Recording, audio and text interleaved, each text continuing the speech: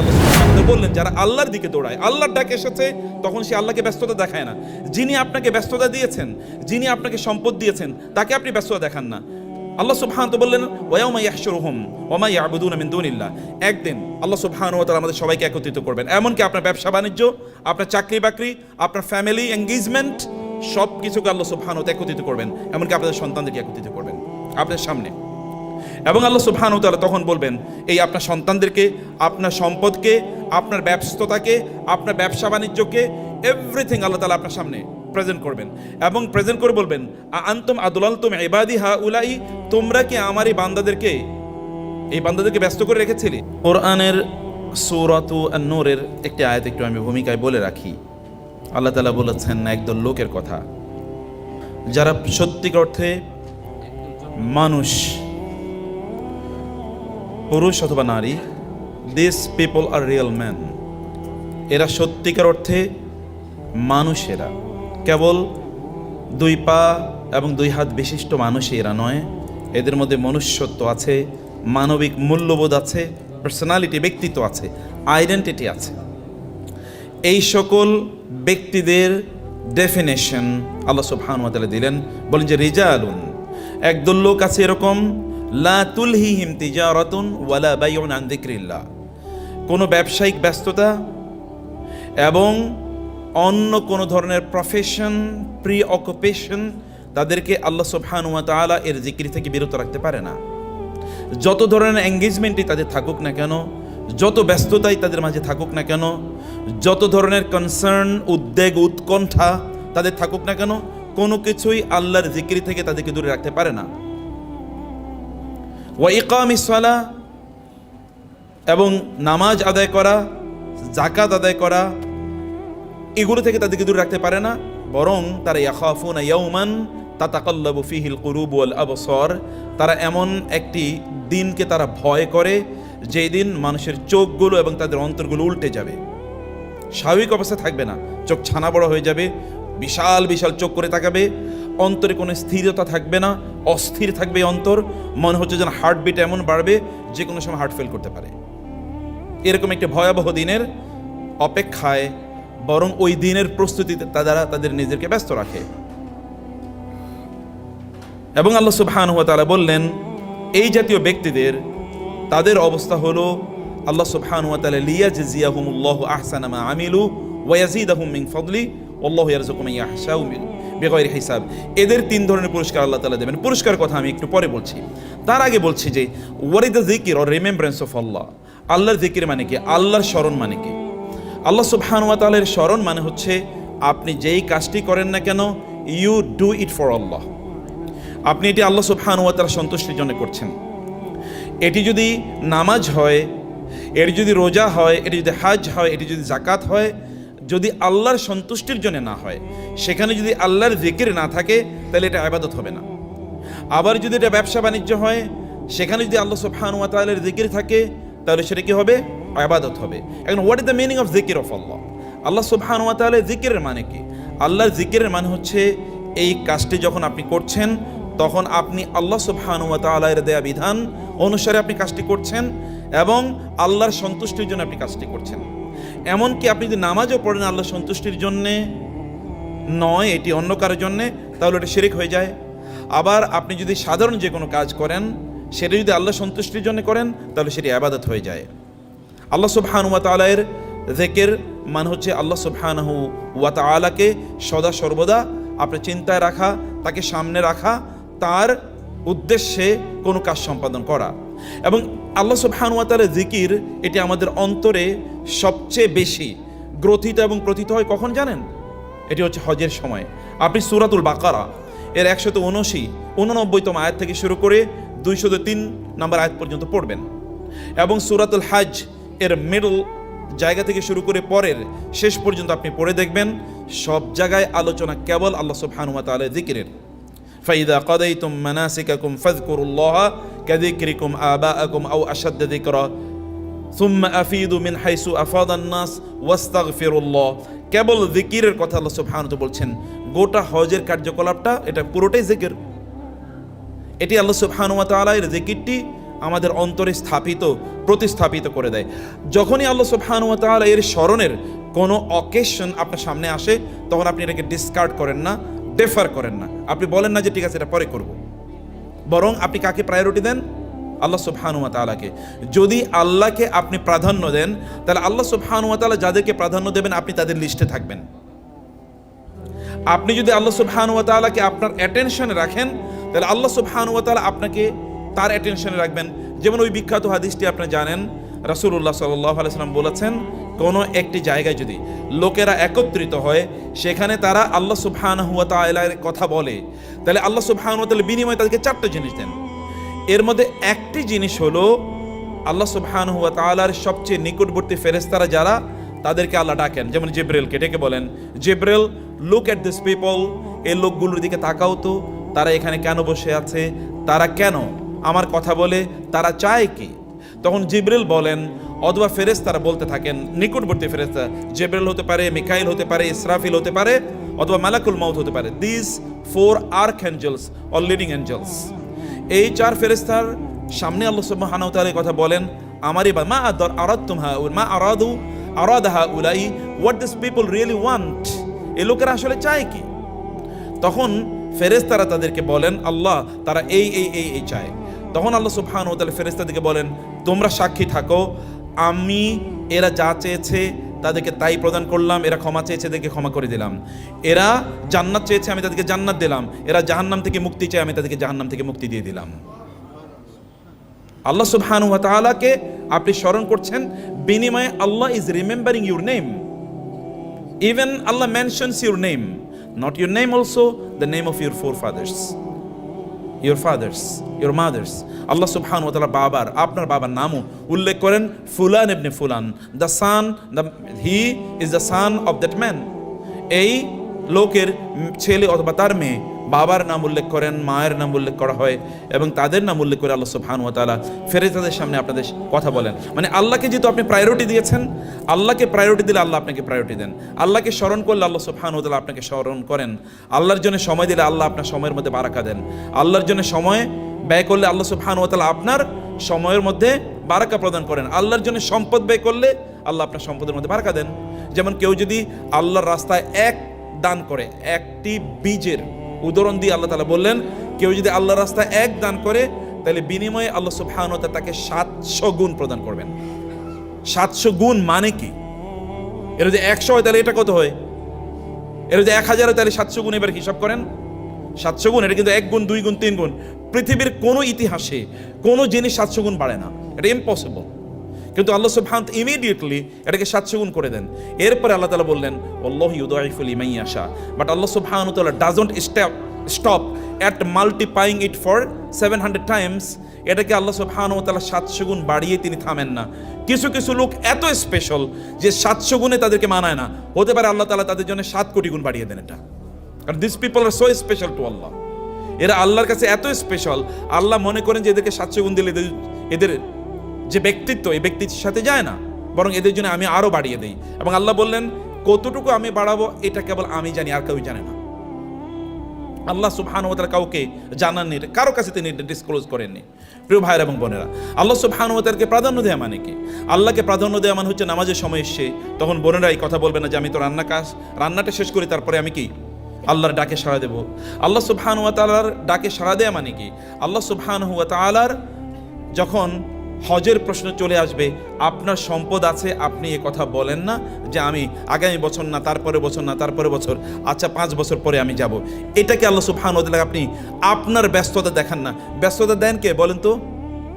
ব্যস্ততা দেওয়ার মালিক কে? আল্লাহ। ব্যস্ততা নেয়ার মালিকও কে? কোন দেশে এরকমও ঘটে মাঝে মাঝে যে সেখানকার প্রাইম মিনিস্টার অথবা প্রেসিডেন্টরা তার আগে খুবই ব্যস্ত ছিল, এখন আর কোনো কাজ নেই, এখন শুয়ে বসে থাকে। আছে কিনা এরকম? এরকম অসংখ্য আছে। মুহূর্তের মধ্যে আল্লাহ তাআলা আপনাকে ব্যস্ততাহীন করে দিতে পারেন। মুহূর্তের মধ্যে আল্লাহ তাআলা এত ব্যস্ততা আপনার মাঝে দিতে পারেন যে ব্যস্ততা আপনি কাজ করে শেষ করতে পারবেন না। This is a blessing of আল্লাহ।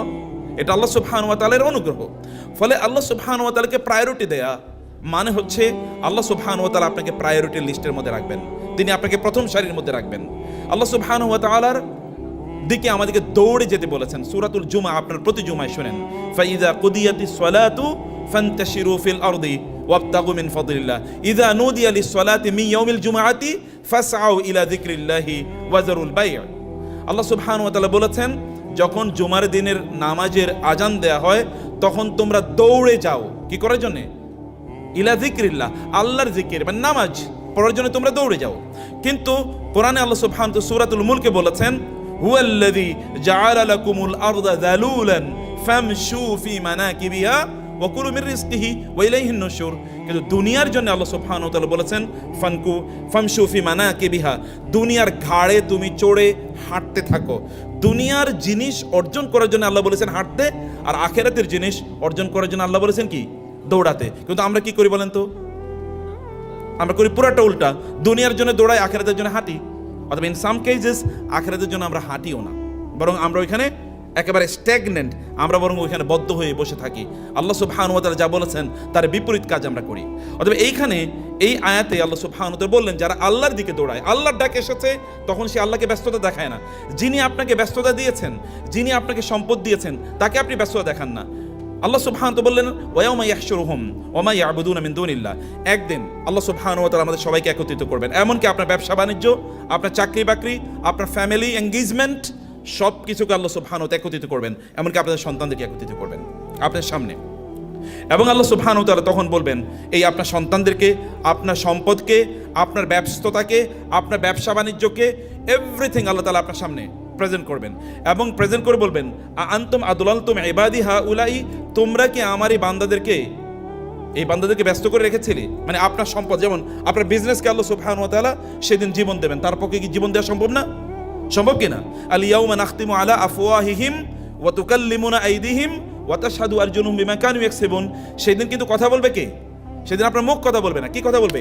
হাত কথা বলবে, পা কথা বলবে, পেট কথা বলবে, পিঠ কথা বলবে, আপনার শরীর অঙ্গ প্রত্যঙ্গ, এমনকি আপনার এই যে চামড়া আছে না, চামড়া আপনার বিরুদ্ধে সেদিন কথা বলবে, তাই না? এবং আমরা বলবো, লিমা শাহিদতুম আলাইনা, এই চামড়া তুমি না, আমার চামড়া, তুমি আমার বিরুদ্ধে কথা বলছো কেন? তখন চামড়ারা বলবে, ক্বালু আনতাকানাল্লাহুল্লাযী আনতাকা কুল্লা শাই, বরং আল্লাহ কথা বলাচ্ছেন। চামড়া আপনার বিরুদ্ধে কথা বলে, আপনার শরীরের চামড়া, আপনার চোখ আপনার বিরুদ্ধে কথা বলে, আপনার পা আপনার বিরুদ্ধে কথা বলবে। তার মানে আল্লাহ সুবহানাহু ওয়া তাআলা যদি কাউকে কথা বলাতে চান, আল্লাহ তাকে দিয়ে কথা বলাতে পারেন। সেদিন আপনার ব্যবসাকে আল্লাহ তাআলা বলবেন, তুমি কি আমার এই বান্দাকে ব্যস্ত করে রেখেছিলে, আমার জিকিরে যেতে পারেনি? আপনার সন্তানকে বলবে, তোমরা কি ব্যস্ত করে রেখেছিলে? আপনার চাকরিকে বলবে, তুমি কি ব্যস্ত করে রেখেছিলে? আপনার ফ্যামিলিকে সেদিন বলবে, তুমি কি ব্যস্ত করে রেখেছিলে? আপনার বিভিন্ন ইস্যু থাকতে পারে, এগুলোকে বলা হলো তোমরা ব্যস্ত করে রেখেছিলে। তখন তারা কি বলবে? না, ইয়া আল্লাহ সুবহানাকা মা কানা ইয়ানবাগি লানা আন নাত্তাখিযা মিন দুনিকা মিন আউলিয়া ওয়ালাকিন মাত্তা'তাহুম ওয়া আবাহুম হাত্তা নাসুয যিকরা ওয়া কানু কওমান বুরা। এইগুলো সব বলবে, আপনার ব্যবসা বলবে, আপনার চাকরি বলবে, আপনার ফ্যামিলি বলবে, আপনি যাদেরকে নিয়ে ব্যস্ত ছিলেন, এগুলো সব কিছু আপনাকে বলবে, আপনার বিরুদ্ধে বলবে, সুবহানাক, আল্লাহ আপনি পুত পবিত্র, আপনার প্রশংসা করছি। আমাদের এই ক্ষমতা ছিল না তাকে ব্যস্ত করে রাখার, বরং ওয়ালাকিন মাত্তা'তাহুম, আপনি এদেরকে অনেক সম্পদ দিয়েছেন, অনেক বড় চাকরি দিয়েছেন, অনেক সুযোগ সুবিধা দিয়েছেন, অনেক বড় ফ্যামিলি দিয়েছেন, সন্তান দিয়েছেন। এগুলো, এই সুযোগ সুবিধা যেহেতু দিয়েছেন, তারা এই সুযোগ সুবিধার মধ্যে ডুবেছিল। ওয়া কানু কওমান বুরা, এরা আসলে জাতেই খারাপ লোক ছিল, এরা ন্যাচারালি এরা খারাপ লোক ছিল, এবং এই কারণে এরা মূলত এই কাজ করে না। আমাদের কোনো দোষ নাই আল্লাহ, আমরা কোনো কাজ করিনি, আমরা এদেরকে ব্যস্ত রাখিনি, বরং তারা আমাদের ব্যস্ততার মধ্যে ঢুকেছে। সেই দিন আপনি আর কোনো কিছু বলার, এবং আল্লাহ সুবহানাহু বলেন, ফামা তাস্তাতিউনা, তখন তোমরা ফালা ইয়াস্তাতিউনা সরফান ওয়ালা নাসরা, সেই দিন আপনি এদের মাধ্যমে কোনো সাহায্য পাবেন না, এবং এদেরকে আপনার পক্ষে আপনি ব্যয় করতে পারবেন না, ব্যবহার করতে পারবেন না। আপনি আল্লাহ সুবহানাহু ওয়া তাআলাকে যদি ব্যস্ততা না দেখান, বরং আপনি আল্লাহর জন্য যদি ব্যস্ত হয়ে যান, তাহলে কি হবে? এই আয়াতের শেষে গিয়ে আল্লাহ সুবহানাহু ওয়া তাআলা সে কথা বললেন, তিনি বললেন, লিয়াজজিয়াহুমুল্লাহু আহসানা মা আমিলু ওয়া ইয়াজিদাহুম মিন ফাদলিহি ওয়াল্লাহু ইয়ারযুকু মান ইয়াশাউ বিগাইরি হিসাব। দেখেন, আপনি করছেন আখিরাতের জন্য আমল, আল্লাহর জন্য আমল। আল্লাহ সুবহানাহু ওয়া তাআলা এই আমলের জন্য আখিরাতের বিনিময়ের কথা আগে উল্লেখ করলেন। তিনি বললেন, এই সকল ব্যক্তিরা যারা আমার জন্য ব্যস্ত হয়ে গেছে, আমার থেকে ব্যস্ত হয় নাই, আমার জন্য ব্যস্ত হয়েছে, for me not from me, আমার জন্য, আমার থেকে না, আমি তাদের আমলগুলো আমি সামনে আনবো, এবং আমলগুলো সামনে এনে এই আমলগুলোর মধ্যে সবচেয়ে উত্তম যে আমল, এইটাকে স্ট্যান্ডার্ড ধরে বাকি সকল আমলের সওয়াব আমি তাদেরকে প্রদান করব। এক্সাম্পল দিই, যেমন ধরেন আপনি যারা পরীক্ষা দিয়েছেন আপনি জানেন যে এসএসসিতে আপনি ধরেন 1100 বা 1200 মার্কসের পরীক্ষা দিয়েছেন, অথবা এইচএসসিতে আপনি 1400 বা 1300 মার্কসের পরীক্ষা দিয়েছেন। এর মধ্যে আপনি একটা সাবজেক্টে 100-র মধ্যে 99 পেয়েছেন, আর বাকি সকল সাবজেক্টে কোনোটাতে 10, কোনোটাতে 15, কোনোটাতে 20, কোনোটাতে 30 পেয়েছেন। আপনার কি পাস করার কথা? No way. কিন্তু বিচারক বা এক্সামিনার, পরীক্ষক, তিনি এবার সিদ্ধান্ত নিলেন, ও একজনই পরীক্ষক, এখন পরীক্ষক সিদ্ধান্ত নিলেন ও যেহেতু একটা সাবজেক্টে 99 পেয়েছে, আমি বাকিগুলোর দিকে তাকাইবও না, বাকি 11টা সাবজেক্টেই আমি ওকে প্রত্যেকটাতে 99 করে ধরে দিয়ে আমি তাকে প্রত্যেকটা সাবজেক্টে 99 পেয়েছে বলে আমি তাকে পাস করিয়ে দিলাম এবং ফার্স্ট ক্লাস ফার্স্টটাকে বানিয়ে দিলাম। এটা পৃথিবীর ইতিহাসে ঘটে নাকি? এরকম ঘটে না, কিন্তু আল্লাহর ইতিহাসে এটা ঘটবে। আল্লাহ সুবহানাহু ওয়া তাআলা ফেরেশতাদেরকে বলবেন ওর আমল দেখো। আমল দেখার পরে আল্লাহ সুবহানাহু ওয়া তাআলার কাছে ফেরেশতারা গিয়ে বলবেন, আল্লাহ বলবেন ওর সবচেয়ে ভালো আমলটা কি?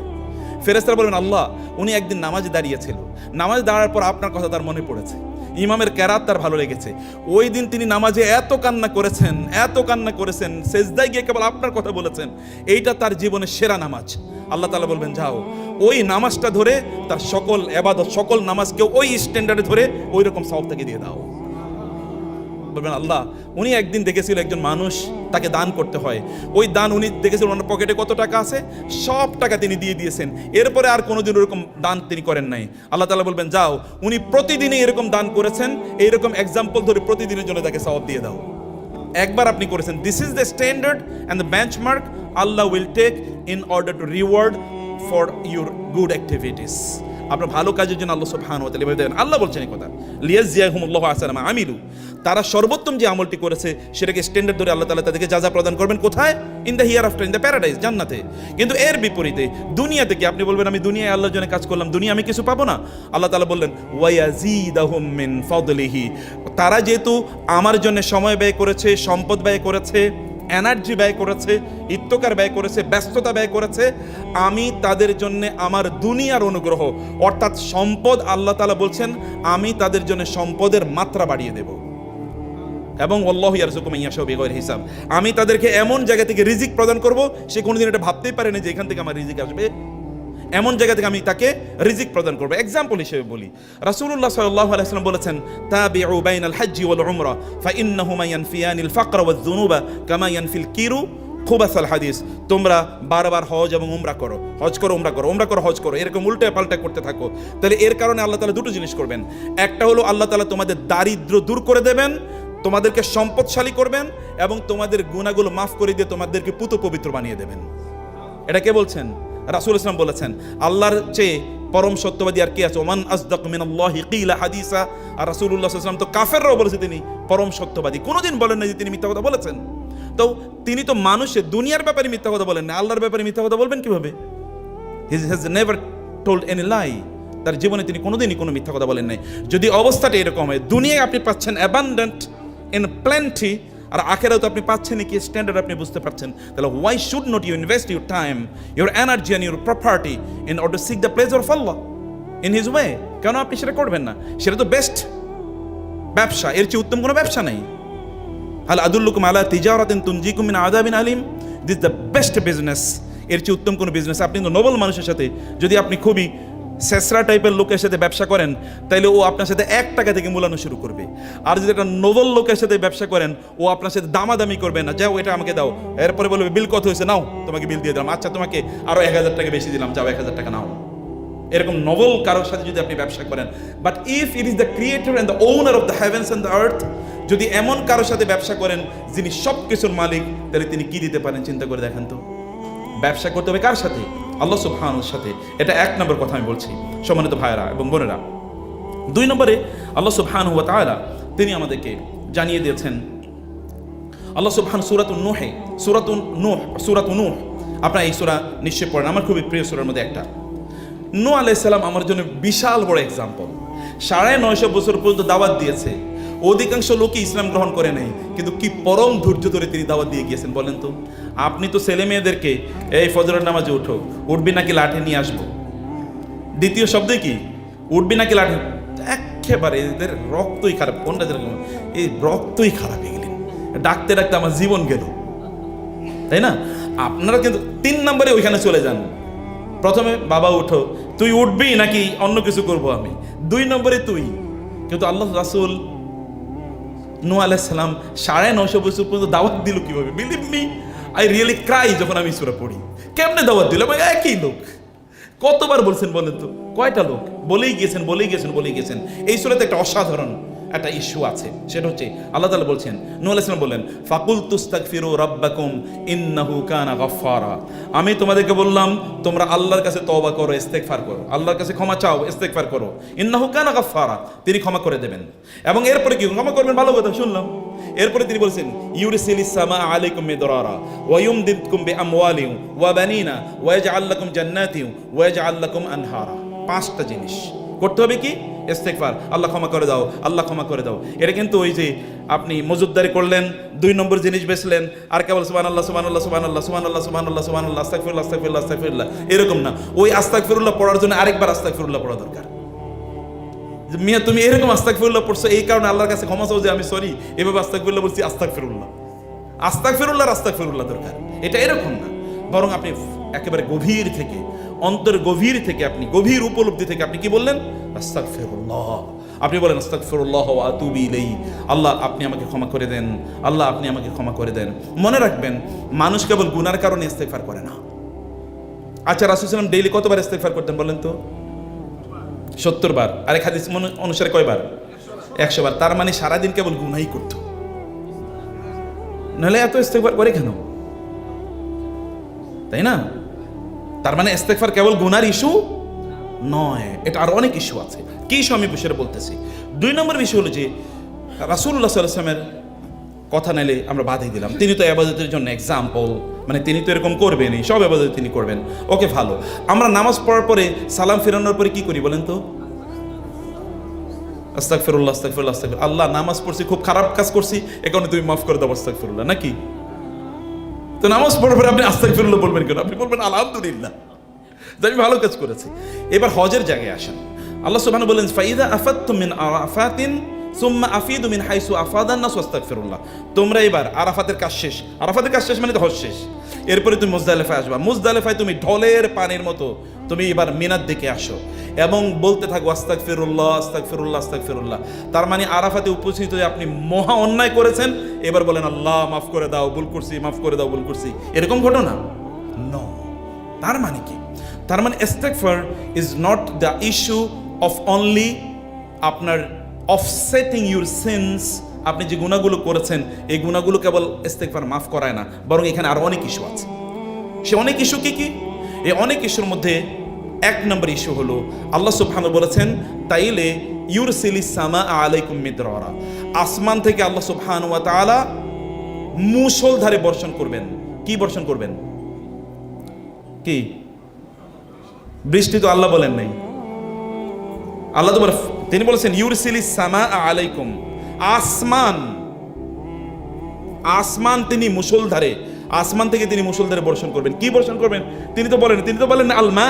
অন্য জায়গায় তো আছে ওয়ানাজ্জালনা মিনাস সামাই মাআম মুবারাকা, মা আর কথা বলছেন, কিন্তু এখানে তো মা বলেন নাই। তার মানে আসমান থেকে কি শুধু পানি আসে? আসমান থেকে কি আসে বলেন তো? আসমান থেকে রহমত আসে, আসমান থেকে বৃষ্টি আসে, আসমান থেকে রিজিক আসে। ওয়াফিস সামাই রিজকুকুম ওয়া মা তুআদুন। আসমান থেকে কি আসে? রিজিক আসে। আসমান থেকে প্রশান্তি আসে। কি আসে? শান্তি। আপনারা জানেন মুসা আলাইহিস সালামের মা তাকে যখন জন্ম দিলেন, জন্ম দেওয়ার পর তারপরে আল্লাহ সুবহানাহু ওয়া তাআলা মুসা আলাইহিস সালামের মাকে বললেন যে তোমার সন্তানকে একটা সিন্দুকের মধ্যে ভরে সমুদ্রে নিক্ষেপ করো। বলেছেন না তিনি? সমুদ্রে নিক্ষেপ করো। তিনি তাকে সমুদ্রে নিক্ষেপ করার জন্য উদ্যত। আপনারা কে কে করবেন? মায়েরা তো এখানে আছেন, কে করবেন? অ্যাকচুয়ালি তিনি গ্রাম অঞ্চলে চাল আছে, চাল, এটাকে কি বলে? ওই ঘরের টিনের চাল বলেন এটা, নাকি ছাল বলে? চাল। টিনের চালে প্রচণ্ড রোদে টিনের চালে উঠে ওই যে ধরেন সেখানে আপনার বিভিন্ন সবজির থাকতো, কি শিম অথবা ধরেন কদু, মানে যেটাকে লাউ বলছি, অথবা কুমড়া, এরকম থাকতো, মিষ্টি কুমড়া। এখন ওইখানে উঠে প্রচণ্ড রোদের উপর করছে। তো এর মধ্যে মা বলছে, বাবা প্রচণ্ড রোদ, নাম নাম নাম, প্রচণ্ড রোদ, নামো। বলে না মা, আমাকে একটু কাজ করে, না আমার কষ্ট হচ্ছে, তোকে দেখে কষ্ট, এরকম সহ্য হয় না। কিন্তু ছেলে নামতেছে না। এখন মা কি করছে? ঘরে গিয়েছে, দৌড় দিয়ে ঘর থেকে এই ছেলের ছোট বাচ্চাটাকে একেমাত্র অল্প মানে দুধ খায় এরকম বাচ্চাটাকে আইনা রোদের মধ্যে এরকম দাঁড়া করে রাখছে। বলছে, মা তুমি কি করতেছো? আমার ছেলে, পিচ্ছি ছেলে। বলে, তোমার ছেলের জন্য তোমার মায়া লাগে, আমার ছেলের জন্য কি আমার মায়া লাগে না? আমার ছেলের জন্য তো আমারও মায়া লাগে। তোমার ছেলের জন্য যেমন তোমার মায়া লাগতেছে, আমার ছেলের জন্য তো আমার এরকম মায়া লাগতেছে। আল্লাহ সুবহানাহু ওয়া তাআলা তিনি বলছেন, আসমান থেকে তিনি মুষলধারে বর্ষণ করেন। কি বর্ষণ করেন? মুসা আলাইহিস সালাতু ওয়াস সালামের মাকে বলেন, তোমার সন্তানকে এখানে নিক্ষেপ করো। মুসা আলাইহিস সালাতু ওয়াস সালামের মা তার সন্তানকে নিক্ষেপ করার জন্য তার মনের মধ্যে যে শান্তি প্রশান্তি নিশ্চয়তা তৈরি হবে, এই নিশ্চয়তা আসে কিসের কারণে জানেন? ইস্তিগফারের কারণে। আসমান থেকে এটা আসে, আসমান থেকে এটা আসে। লাউলা আর রবাতনা আলা কলবিহা, যদি আমি তার অন্তরে যদি এইরকম প্রশান্তি তৈরি করে না দিতাম, তাহলে এটা তিনি কোনোদিন করতেই পারতেন না। আর মুসা আলাইহিস সালাম যদি ওইখানে নিক্ষিপ্ত না হয়, তাহলে ফেরাউনের ঘরে গিয়ে তিনি বড় হন না। ফেরাউনের ঘরে যদি বড় না হন, তাহলে তো তিনি এত প্রভাব তৈরি করতে পারতেন না। কারণ বনি ইসরাইল হয়তো কৃতদাসের আপনার বংশধর, অতএব কৃতদাসের বংশধররা তো এখানে দাওয়াতি কাজ করবে, মানে কে কথা শুনবে এখানে? ফেরাউন কবে এনে তারে ধরে জবাই করে ফেলতো, কিন্তু আমার ছেলে, খবরদার তুমি কিছু বলতে পারবে না। অতএব স্ত্রীর প্রতি তার ভয় আছে। এরপরে জুলুম অত্যাচার করেছে স্ত্রীর প্রতি, এই কারণে আল্লাহ সুবহানাহু ওয়া তাআলা করেছেন। এরপর আপনার সূরা কাহাফ প্রতি শুক্রবারে পড়েন। সূরা কাহাফে আল্লাহ সুবহানাহু ওয়া তাআলা বললেন আসহাবুল কাহাফের কথা, এই যে 7 জন যুবক এবং তাদের কুকুরের সাথে এরা গিয়ে গর্তে গুহায় গিয়ে তারা আশ্রয় নিল। আল্লাহ সুবহানাহু ওয়া তাআলা বললেন যে ফাদরাবনা আলা আযানিহিম ফিল কাহফি সিনিনা আদাদা। এরপরে আল্লাহ সুবহানাহু বললেন, এরপরে ওয়ারাবাতনা আলা কুলুবিহিম ইয কামু ফাকালু রব্বুনা রব্বুস সামাওয়াতি ওয়াল আরদ লান নাদউ মিন দুনিহি ইলাহান লাকাদ কুলনা ইযান শাতাতা। এরা 7 জন যুবক সমাজের প্রতিষ্ঠিত সভ্যতার বিরুদ্ধে তারা বিদ্রোহ করে এরপর ওইখানে তারা চলে গিয়েছে। এই যে 7 জন যুবক এই গোটা সমাজের বিরুদ্ধে বিদ্রোহ করেছে, এই বিদ্রোহ করার মতো যে শক্তি তাদের অন্তরে আল্লাহ তাআলা তৈরি করে দিয়েছে, এটা এই কারণে। ওইটা আসছে কোত্থেকে? ওটা আসছে আসমান থেকে। আসমান থেকে এইটাও আসে। আসমান থেকে 3 নম্বর কি আসে? আসমান থেকে আপনারা জানেন হুদায়বিয়া সন্ধিতে রাসূলুল্লাহ সাল্লাল্লাহু আলাইহি ওয়াসাল্লাম যখন সন্ধি করলেন, আপনারা জানেন সন্ধির অবস্থাটা কি। সন্ধির গোটা জিনিসটা ছিল মুসলমানদের বিপক্ষে, কিন্তু তারপরও রাসূলুল্লাহ সাল্লাল্লাহু আলাইহি ওয়াসাল্লাম এই সন্ধি মেনে নিয়েছেন। সন্ধি কিন্তু মুসলমানরা মানেন নাই। এমনকি ওমর রাদিয়াল্লাহু তাআলা আনহু এসে রাসূলকে বলেন, ইয়া রাসূল, আপনি কি সত্য নবী নন? ইসলাম কি সত্য ধর্ম নয়? তাহলে আমরা কেন এরকম চুক্তি করছি? তিনি আবু বকরের কাছে দৌড়েছেন, আবু বকর আপনি কিছু বলছেন না কেন? এটা কেমন চুক্তি হচ্ছে? কিন্তু এই চুক্তি তারা করে ফেললেন। এখান থেকে তারা চলে গেলেন কোথায়? এখন চুক্তি শেষ, কোনো সাহাবী কিন্তু রাসূলের সাথে কথাবার্তা বলছেন না, তাদের মন খুবই খারাপ, তারা চলে যাচ্ছেন। মদিনার খুবই কাছাকাছি যাওয়ার পর আল্লাহ সুবহানাহু ওয়া তাআলা কোরআনের আয়াত নাজিল করলেন, ইন্না ফাতাহনা লাকা ফাতহাম মুবিনা লিয়াগফিরাল্লাহু মা তাকাদ্দামা মিন যামবিকা ওয়া মা তাআখার ওয়া লিইউতিম্মা নি'মাতাহু আলাইকা ওয়া ইয়াহদিয়াকা সিরাতাম মুস্তাকিমা ওয়া ইয়ানসুরাকাল্লাহু নাসরান আজিজা। আমি এই হুদায়বিয়ার সন্ধির মাধ্যমে তোমাদেরকে বিশাল বিজয় তোমাদেরকে প্রদান করতে চাই। আল্লাহ সুবহানাহু ওয়া তাআলা এই সূরা নাজিল করলেন। এরা রাতে ঘুমালো। রাতে ঘুমানোর পর হঠাৎ করে ঘুম থেকে ওঠার পরে তাদের অন্তরে একটা হঠাৎ প্রশান্তি তৈরি হয়ে গেল, বিশাল বড় প্রশান্তি। তারা এবার নিশ্চিত করে বুঝতে পারলেন, কিছুক্ষণ আগে তাদের সন্দেহ ছিল, হঠাৎ করে নিশ্চিত করে তারা বুঝতে পারলেন এটা সত্যিকার অর্থে আল্লাহর পক্ষ থেকে তাদের জন্য বিজয়। এই যে তাদের অন্তরে প্রশান্তি এসে, এটা কোত্থেকে? এটা ওই যে আল্লাহর জন্য ইস্তেগফার করা, আল্লাহর কাছে ক্ষমা চাওয়া, এই কারণে এটা এসে। It comes from the heaven, it descends from the sky. আসমান থেকে শান্তি আসে। আপনি শান্তির বড়ি খাইও কিন্তু শান্তি নিতে পারবেন না। ঘুমের ট্যাবলেট খাইতে দেন, তারপরে ঘুম হয় না। কিন্তু শান্তি আসে কোত্থেকে? অন্তরে শান্তি আসে কোত্থেকে? আল্লাহর পক্ষ থেকে। যখন আপনি আলা বিযিকরিল্লাহি তাতমাইন্নুল কুলুব, যখন আপনি যে আল্লাহর জিকির করবেন, তখন আপনার অন্তরটা প্রশান্তি হবে। আল্লাহ সুবহানাহু ওয়া তাআলা আসমান থেকে প্রশান্তি নাজিল করেন, আল্লাহ তাআলা আসমান থেকে রিজিক নাজিল করেন। এবং আল্লাহ সুবহানাহু ওয়া তাআলা আপনি যদি ইস্তেগফার করেন, তওবা করেন, তাহলে কি হবে? আল্লাহ সুবহানাহু বললেন আসমান থেকে ইউরসিলিস সামা আলাইকুম মিদরারা ওয়া ইউমদিদকুম বিআমওয়াল, আল্লাহ আপনাদের সম্পদ বাড়িয়ে দেবেন, যা আছে তার মধ্যে আরো কি করবেন? এক্সটেনশন, আরো ব্যাপক পরিমাণ সম্পদ আপনাকে আল্লাহ সুবহানাহু ওয়া তাআলা প্রদান করবেন। আপনি সম্পদ প্রদান করবেন। এতে কি হবে? আপনার ব্যবসাগুলো বারাকা হবে। এতে কি হবে? আপনার চাকরিতে আপনার ইনক্রিমেন্ট বেড়ে যাবে। এতে কি হবে? আপনার যতটুকু আছে অতটুকুই আল্লাহ সুবহানাহু ওয়া তাআলা আপনার জন্য সাফিসিয়েন্ট করবেন। এমন কোনো বিপদ আল্লাহ তাআলা আপনাকে দেবেন না যে বিপদটা আপনি কি এটা ওভারকাম করার মতো আপনার কোনো অর্থ নাই, টাকা পয়সা নাই, আপনার কোনো লোন নেওয়া লাগবে না, ঋণ করা লাগবে না, মানুষের কাছে গিয়ে ভিক্ষুকের মতো দাঁড়িয়ে থাকতে হবে না। লোন যদি থেকে থাকে এটা রিপেমেন্টের জন্য আপনার কোনো টেনশন থাকবে না। এগুলো সব কিছু আল্লাহ সুবহানাহু ওয়া তাআলা আপনার জন্য যা কিছু দরকার ততটুকু আল্লাহ সুবহানাহু ওয়া তাআলা যথাযথভাবে আপনাকে প্রদান করবেন। শর্ত কি? শর্ত হলো আল্লাহকে ইস্তেগফার করা, আল্লাহর কাছে তওবা করা। আমি কিন্তু এখনো বলিনি তওবার মানে হচ্ছে গুনাহ থেকে মাফ চাওয়া। আমি বলছি এখনো যা আল্লাহ যা বলছেন আমি সেটা বলছি। যে এতে কি হবে, আপনার দুনিয়াবি লাভের কথা আপনি দেখেন, আপনার সম্পদের কোনো টান কোনোদিন পড়বে না, এটা কোনোদিন আপনার অভাব ফিল হবে না। আপনি বুঝবেন না যেখানে আল্লাহ আপনাকে ওয়াদা দিচ্ছেন, আপনার কোনো ধরনের সমস্যা সংকটে, এমন কোনো সংকটে আপনি পড়বেন না যে সব বিক্রি করে এরপর এটাকে আপনাকে সমাধান করতে হচ্ছে। আপনার চাকরির প্রবলেম, ওকে চাকরির পর আপনি ইস্তেগফার পড়েন, দেখেন আল্লাহ চাকরির সমাধান করে দেন না, আর দেন কিনা। আপনার প্রমোশন হচ্ছে না, আপনি ইস্তেগফার পড়তে থাকেন, দেখেন না। ব্যবসায় উন্নতি হইতেছে না, ইস্তেগফার করেই থাকেন, আপনার ব্যবসাটা খুবই স্লো যাচ্ছে, দেখেন না, ইস্তেগফার করেন। বলছেন আল্লাহ, আপনার তার ব্যাপারে তো ডাউট থাকার কোনো কারণ নেই, সন্দেহ থাকার কোনো কারণ নেই। এটা 1 নম্বর। এটা 2 নম্বর। 3 নম্বর হচ্ছে কি, ওয়ায়ুমদিদকুম বিআমওয়ালিন ওয়া বানিনা, আল্লাহ তাআলা আপনাদের সন্তানদের মধ্যে বরকত দেবেন। সন্তানদের মধ্যে বরকত 2 ভাবে হয়, এর মধ্যে একটা হলো সম্পদ, সন্তানদের মধ্যে বরকত, এর মধ্যে একটা হলো সন্তানের সংখ্যা আল্লাহ তাআলা বাড়িয়ে দেবেন। সন্তানের সংখ্যা কি আল্লাহ বাড়িয়ে দেবেন। আপনার সন্তান হয় না, আপনি ইস্তেগফার করেন, বলেন, বলতে থাকেন, এটা আজকে নাও কালকে পরশু না হোক তরশু, অবশ্যই আল্লাহ সমাধান করে দেবেন। আল্লাহ সুবহানাহু ওয়া তাআলা যদি ইব্রাহিম আলাইহিস সালামকে 90 বছরের সন্তান দিতে পারেন, জাকারিয়া আলাইহিস সালামকে 89 বছরের সন্তান দিতে পারেন, তাহলে কেন আল্লাহ তাআলা আপনাকে দিতে পারেন না? He is the same God, he is the same creator, he is the primary cause of everything, he can do what ever he wants. ইযা আরাদাল্লাহু শাইআন আন ইয়াকুলা লাহু কুন ফায়াকুন ফাআলুল লিমা ইউরিদ ইয়াফআলু মা ইয়াশা, তার যা মনে চায় তিনি তা করেন, কেউ তাকে জিজ্ঞেস করার মতো কোনো ক্ষমতা রাখে না। এটা হলো 1 নম্বর, সন্তান আল্লাহ তাআলা বাড়িয়ে দেবেন। অথবা আল্লাহ যদি আপনাকে 1টা বা 2টা সন্তান দিয়ে থাকেন, তাহলে এই 1জন বা 2জনকে এমনভাবে দেবেন যে গোটা দুনিয়া তাকে চিনে, গোটা দুনিয়া তাকে সম্মান করে, গোটা দুনিয়া তার প্রশংসা করে, ফেরেশতারা তার জন্য দোয়া করে, এমনকি মাছগুলো তার জন্য দোয়া করে, কীট পতঙ্গ তার জন্য দোয়া করে, এমনকি এই যে গর্তের পিঁপড়াগুলো পর্যন্ত আল্লাহর কাছে হাত তুলে বলে, আল্লাহ তুমি এই লোকটাকে বরকত দাও, রহমত দাও, তাকে ফজিলত দাও, তাকে তুমি হায়াতে তয়্যিবা দাও, ইত্যাদি করে ওই পিপিলিকাগুলো পর্যন্ত তার জন্য দোয়া করতে থাকে। আচ্ছা আপনি বলেন তো, একজন মুহাম্মদ সাল্লাল্লাহু আলাইহি ওয়াসাল্লাম ইকুয়াল টু কত মানুষ? একজন ওমর ইকুয়াল টু কত মানুষ? একজন আবু বকর ইকুয়াল টু কত মানুষ? অথবা আমাদের একজন ডক্টর সাইফুল্লাহ ইকুয়াল টু কত মানুষ? বলেন। আপনি একজন শেখ বিন বাজ ইকুয়াল টু কত মানুষ? ইবনে তাইমিয়া ইকুয়াল টু কত? ইমাম আবু হানিফা ইকুয়াল টু কত মানুষ? বলেন। আপনি এরকম সন্তান, আপনার ওই সন্তানের মধ্যে আল্লাহ বারাকা দেবেন যখন আপনি কি করবেন, আপনি যখন ইস্তেগফার করতে থাকবেন, আপনি যখন তাওবা করতে থাকবেন, আল্লাহ সুবহানাহু ওয়া তাআলা এরকম বারাকা আল্লাহ তাআলা আপনাকে প্রদান করবেন।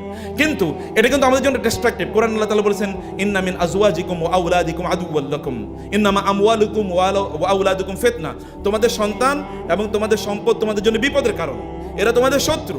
কিন্তু এক জায়গায় বলছেন শত্রু, এই সূরারই পরের দিকে গিয়ে আল্লাহ তাআলা বলেছেন যে এদের অবস্থাটা হচ্ছে যে, যখন আল্লাহ সুবহানাহু ওয়া তাআলা বললেন যে এই নূহ আলাইহিস সালামের ওই তাদের জাতির কথা, যে আল্লাহ তাআলা তিনি বলেছেন যে এই সকল লোকেদের অবস্থা তো হচ্ছে, ওয়াকালা নূহ রাব্বি লা তাযার আলাল আরদি মিনাল কাফিরিনা দাইয়ারা ইন্নাকা ইন তাযারহুম ইউদিল্লু ইবাদাকা ওয়া লা ইয়ালিদু ইল্লা ফাজিরান কাফির। এখানে দেখেন আপনি কি বলেছেন, যে এই সকল ব্যক্তিদের তাদের সন্তান এবং তাদের সম্পদ যেন তাদের কোনো কাজে না লাগে, আল্লাহ আমি তোমার কাছে এদের জন্য এরকম দোয়া করছি, এই সকল লোকদের জন্য তোমার কাছে আমি ফরিয়াদ জানাচ্ছি, এদের সন্তান এবং এদের সম্পদ যেন এদের কোনো কাজে না লাগে।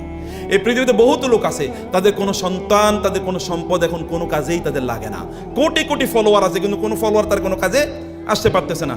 বিলিয়ন বিলিয়ন টাকা আছে, কিন্তু এই টাকা তার কোনো কাজে লাগতেছে না, কোনো কাজে লাগছে না। আর আপনি দেখেন আপনার যতটুকু আছে অতটুকু আপনি ফুললি এনজয় করতে পারতেছেন। এটি এনজয়মেন্টের আপনার যা, এটা আপনি এনজয় করতে পারছেন। আর আরেকজন বিলিয়ন বিলিয়ন আছে, ও 1 ফোঁটা অর্জন করতে পারে না। প্রবলেমটা কোথায় তৈরি হচ্ছে? প্রবলেমটা তৈরি হচ্ছে কোথায়? এই ইস্তেগফারে, তওবাতে। তওবা কি করে? আপনার অন্তরকে প্রশস্ত করে দেয়, প্রশান্ত করে দেয়, আপনার টেনশন দূর করে দেয়, পরিবারে শান্তি তৈরি করে দেয়, স্বামী স্ত্রীর বন্ধনটাকে অনেক সুন্দর রাখে, সন্তান এবং পিতামাতার সম্পর্কটাকে অনেক ভালো রাখে, বন্ধু বান্ধব আত্মীয় স্বজনের সাথে সম্পর্কটা এক্সটেন্ড করে দেয়। আল্লাহর সাথে যদি কারো সম্পর্ক ভালো থাকে, কারোর সাথে তার সম্পর্ক খারাপ হওয়ার কোনো সম্ভাবনা নাই। এবং আল্লাহ সুবহানাহু ওয়া তাআলা বললেন, এর দুনিয়ার, এগুলো কিন্তু সব দুনিয়ার, কিন্তু এরপরে কি হবে? আল্লাহ সুবহানাহু বলেন, ওয়াজআল লাকুম জান্নাতিন ওয়াজআল লাকুম আনহারা, আল্লাহ তাআলা তোমাদেরকে জান্নাত প্রদান করবেন, যেই জান্নাতের নিচ দিয়ে নহর সমূহ প্রবাহিত হয়, ঝর্ণা প্রবাহিত হচ্ছে। কিসের ঝর্ণা? দুধের ঝর্ণা, অথবা সেখানে আপনার বিভিন্ন ধরনের জুসের, ফ্রুটসের জুসের ঝর্ণা সেখানে, অথবা সেখানে আপনার এই পানির স্বচ্ছ পানির ঝর্ণা, অথবা সেখানে কখনো মধুর ঝর্ণা, কখনো সেখানে শরাবের ঝর্ণা, এগুলো সব বইতে থাকবে। এবং আপনার মতো করে আপনি, হতে পারে যে আপনার কাছে 70,000 কাপস অফ জুস নিয়ে কোনো এরকম বিশাল বড় বহর এসে দাঁড়িয়ে বলবে, স্যার ম্যাডাম এটা আপনার জন্য জুস। আপনি 70,000 পেয়ালা, 70,000 পেয়ালা খাবেন কখন? কিন্তু আপনি খাইতে থাকবেন 70,000 ফিনিশড, কিন্তু পেটে আপনি দেখবেন কি কোনো টেনশন নেই, কারণ খেয়েছেন। হঠাৎ করে এই যে কপালে এখানে এক ফোঁটা ঘাম, এটা হচ্ছে ইয়ের মতো, ওই যে ডায়মন্ডের মতো চিক চিক করতে থাকবে এক ফোঁটা ঘাম। এই এক ফোঁটা ঘাম এখানে বের হয়েছে, সাথে সাথে পেটের সব হজম হয়ে গেছে। এবার আপনি বলবেন আরো 70,000 নিয়ে আসো, আমি আবার খাবো। দিস ইজ দ্য প্রিপারেশন আল্লাহ সুবহানাহু ওয়া তাআলা ইজ মেকিং ফর ইউ। কিন্তু এই প্রিপারেশনকে আল্লাহ তাআলা কি বলেছেন? তিনি বলেছেন নুজুলাম মিন গফুরির রাহিম। এটা হচ্ছে নজুল। আমাদের এখানে আসার পর আমাদের শফিক ভাই আমাদেরকে কি খাওয়াইছে বলেন তো? কি কি খাওয়াইছেন শফিক ভাই আজকে আসার পর? পাকুড়া এবং জিলাপি এবং কফি। পাকুড়া, জিলাপি এবং কফি। আপনি যদি মনে করেন এটাই আজকের মেইন ডিশ, তাহলে আপনি কি শুদ্ধ নাকি ভুল? ভালো খাবার আছে কি না? মূল খাবার এখনো রয়েছে, এটা তো প্রাইমারি ডিশ। এটা ওয়েলকাম ড্রিঙ্ক বলা হয়, ওয়েলকাম ড্রিঙ্ক। কোথাও গেলে দেখবেন একজন আসে, স্যার কোনটা আপনি খাবেন? এটা তো মূল ড্রিঙ্ক না। আল্লাহ সুবহানাহু ওয়া তাআলা এগুলো সব বর্ণনা দেওয়ার পরে বললেন এটা হলো ওয়েলকাম ড্রিঙ্ক জান্নাতীদের জন্য। মানে প্রথমে ঢুকার পর এটা খাইতে দেওয়া হবে, আরো সামনে কি আছে এটা বর্ণনা করলে তোমরা বুঝবা না, এই কারণে আমি এটা স্টপ করে রাখলাম। ওইটা এই জন্য আমি স্টপ করে, কারণ ওটা বললে বুঝবা না। তো দুনিয়াতে এরকম এক্সপিরিয়েন্স নাই, কোনো অভিজ্ঞতা এরকম নাই দুনিয়াতে। তো দুনিয়ার অভিজ্ঞতা না থাকলে আপনি কিভাবে বুঝবেন এলিয়েন কেমন? আপনি বলতে পারবেন রোবট মানুষ কেমন বানায়? মানুষের মতো করে বানায়, কারণ এর বাইরে তাদের কোনো এক্সপিরিয়েন্স নাই। এই এক্সপিরিয়েন্স থাকলে সে সেরকম বানাবে।